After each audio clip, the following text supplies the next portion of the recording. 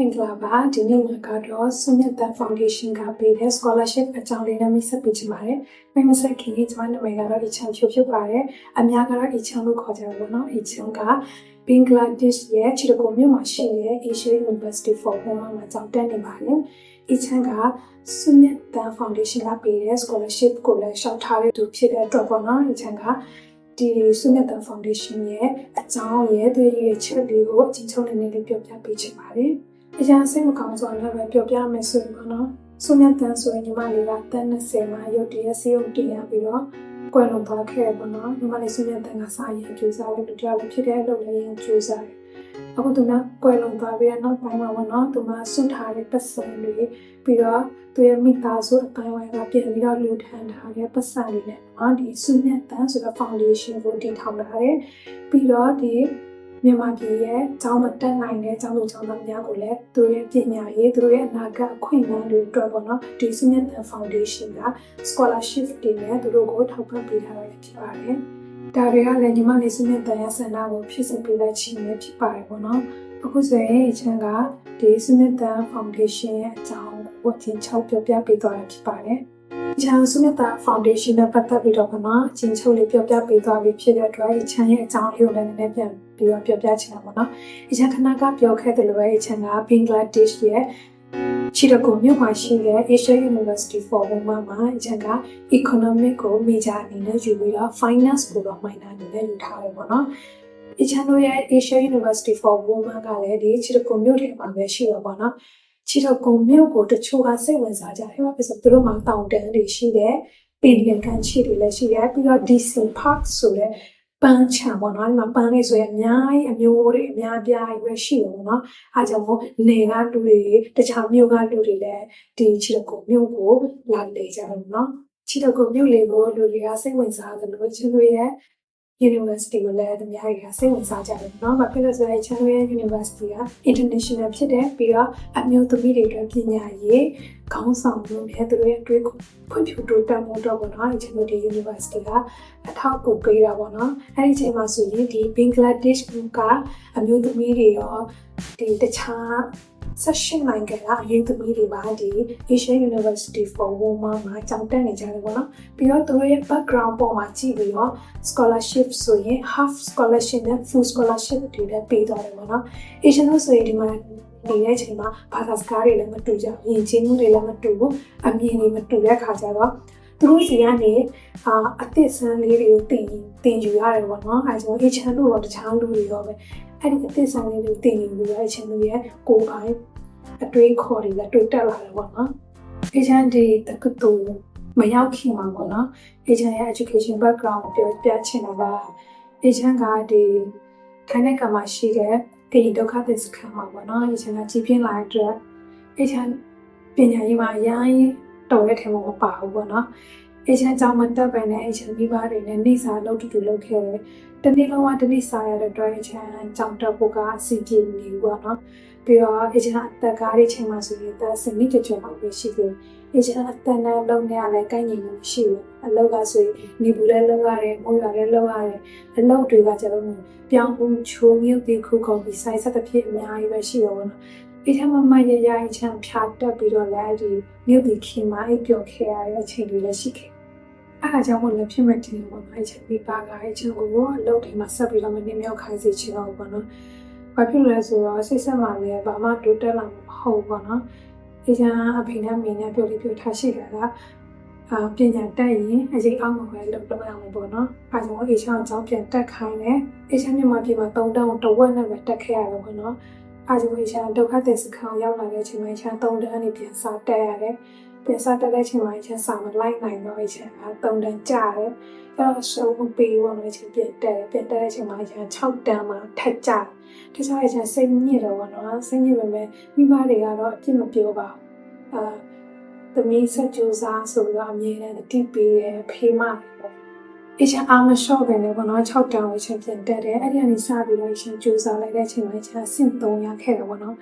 ပေမဲ့Asian ဆူရတယ်ဆိုတော့Asian ကိုAsian မသိဘူးပေါ့နော်အဲ့ဒီစုပေးမယ်နေ့မှာပဲတငယ်ချင်းပြောပြမှလည်းAsian သိတယ်အဲ့မှာချက်ချင်းပဲAsian အဝတ်တွေလဲပြီးစုသွားယူလိုက်တယ်ပြန်လာတော့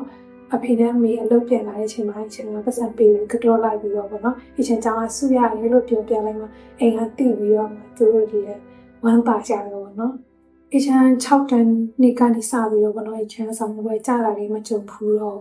ပြီးတော့အချင်းကကျောင်းမှာဗော်လီဘောကစားနေနဲ့လဲစုရယူပေးခဲ့တယ်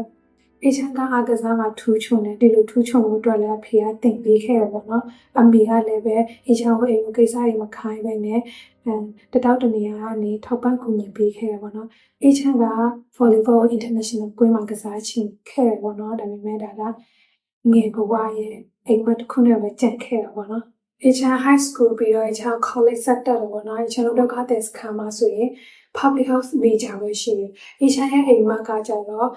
ကျောင်းတက်ဖို့အခက်အခဲဖြစ်နေတဲ့ကျောင်းသူကျောင်းသားတွေဆင်းရဲတဲ့လူတွေကို financial ရထောက်ပံ့ပေးချင်တာပေါ့နော်အဲ့ဒီမှာအချင်းတွေးလိုက်တာကအချင်း public health major နဲ့တွားလို့မရဘူးပေါ့နော်ဒါကတော့အချင်းရဲ့အမြင်ပေါ့နော်အချင်း high school တက်ကတည်းကအချင်းရဲ့အချင်းကိုရကကျောင်းမှာဈေးရောင်းခဲ့တယ်ကျောင်းတက်နေတဲ့ဈေးရောင်းလို့ပေါ့နော်အားကြောင့်မို့အချင်းကဈေးရောင်းတဲ့နေရာမှာလည်းနည်းနည်းအတွေ့အကြုံရှိတော့ပေါ့နော်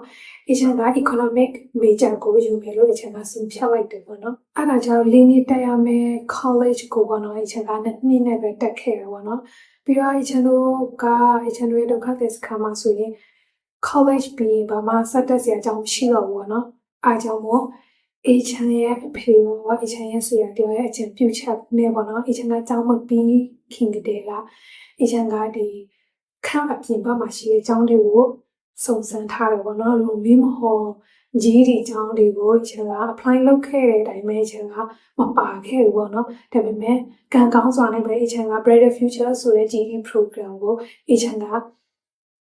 တက်ခွင့်ရခဲ့တယ်ပေါ့နော်အဲ့ဒီကျောင်းကတော့ဖအံမှာရှိပါတယ်အဲ့ဒီအချိန်ကလည်းပေါ့နော်ကိုဗစ်ဖြစ်နေတဲ့ခါကျတော့မြန်မာပြည်ထဲဝင်မှုဆိုတာမလွယ်ဘူးပေါ့နော်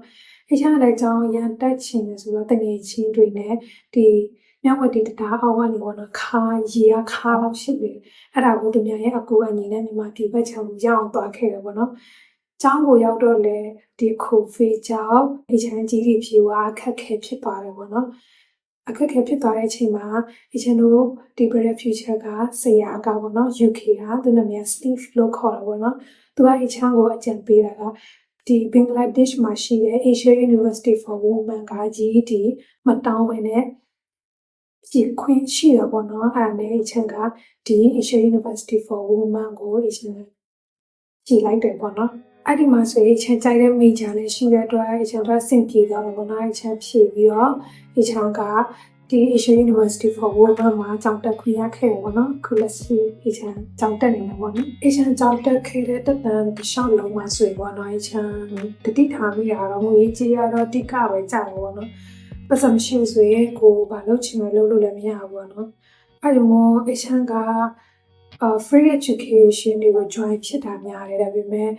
free education တွေကလည်းရှားတယ်ပေါ့အများအပြားတော့ပတ်စံပေးရတဲ့အကြောင်းတွေပဲရှိတယ်ပေါ့နော်အချမ်းရမိဘတွေမောင်နှမတွေရဲ့ထောက်ပံ့မှုကြအချမ်းကျောင်းတွေတက်ခဲ့တဲ့တခါတလေဆိုရင်ကျောင်းတွေကိုအကျွေးနဲ့တော့တက်ခဲ့တယ်ပေါ့နော်အဲ့ဒီအချိန်ကျတော့တခါတလေပတ်စံကအကျွေးပြန်မပေးနိုင်တဲ့အချိန်တွေမှာဆိုရင်ကျောင်းမတက်ချင်တော့အချမ်းကျောင်းထွက်လိုက်ချင်တဲ့စိတ်တွေတော့မဖြစ်တော့ဘူးနော်ကျောင်းထွက်ပြီးတော့လုပ်လိုက်ချင်အချမ်းကျောင်းထွက်လိုက်ပြီးတော့အချမ်းကလုပ်မဲ့ဆိုရင်လည်းပဲအချမ်းရဲ့အိမ်မက်တွေကလည်းဖြစ်မလာပါလေအချမ်းစိုးရိမ်တယ်ပေါ့နော်ဒါကြောင့်Sunathan Foundation က Payment Scholarship တဲ့အချမ်းရခဲ့မယ်ဆိုရင်ပေါ့နော်အချမ်းက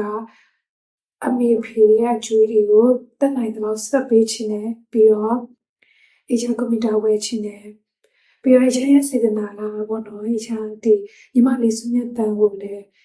ယေစုပြီးတော့လူလေးတွေလောက်ပေးချင်တာပေါ့နော်အဲဒါကြောင့်မို့ဒီ scholarship ကအချမ်းခဏကပြောသွားတဲ့နေရာတွေမှာအများကြီးထောက်ကူဖြစ်မှာပေါ့နော်နိဂုံချုပ်အနေနဲ့ပေါ့နော်အချမ်းကဒီစုမြတ်တန် Foundation မှာရန်ကျေးဇူးတင်ပြောချင်ပါတယ်ဒီ scholarship ကလည်းအချမ်းတော့အရန်ကိုမှထောက်ကူဖြစ်စေရတယ်ပေါ့နော်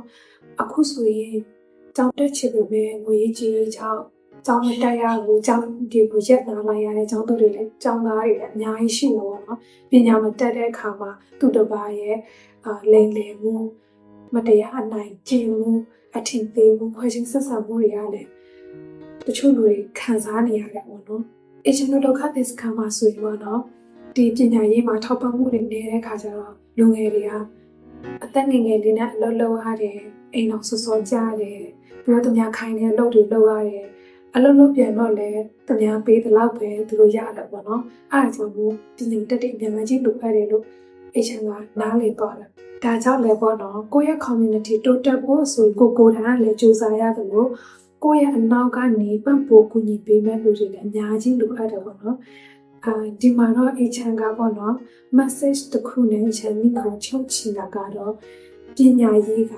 အနာဂတ်ကိုဖန်တီးနိုင်သောအကောင်းဆုံးသောယဉ်ကျေးမြတ်မှုဖြစ်တယ်ပေါ့နော်ဒါကြောင့်စုမြတ်တဲ့ foundation ရဲ့ကုညီထောက်ပံ့မှုကပေါ့နော်ကျောင်းသူကျောင်းသားတဦးချင်းစီတိုင်းကိုပေါ့နော်သူတို့ရဲ့ဘဝတွေကိုပြောင်းလဲစေပြီးတော့သူတို့တွေကအနာဂတ်မှာကျေပွင့်လေးတွေဖြစ်လာနိုင်တယ်လို့HNဒီလောက်နဲ့ပဲဒီကိုချုပ်ချင်ပါတယ်ရှင်